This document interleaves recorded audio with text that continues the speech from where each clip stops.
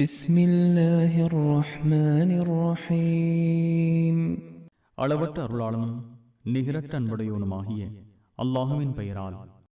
يا أيها الذين آمنوا إذا نودي للصلاة من يوم الجمعة فاسعوا إلى ذكر الله وذروا البيع ذلكم خير لكم إن كنتم تعلمون.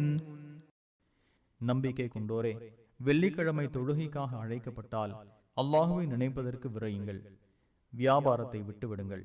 நீங்கள் அறிந்தால் இதுவே உங்களுக்கு நல்லது.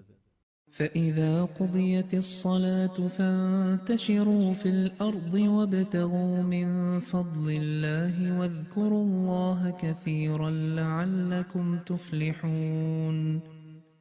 தொழுகை முடிக்கப்பட்டதும் பூமியில் அலைந்து அல்லாஹுவின் அருளை தேடுங்கள், அல்லாஹுவை அதிகம் நினையுங்கள், நீங்கள் வெற்றி பெறுவீர்கள்.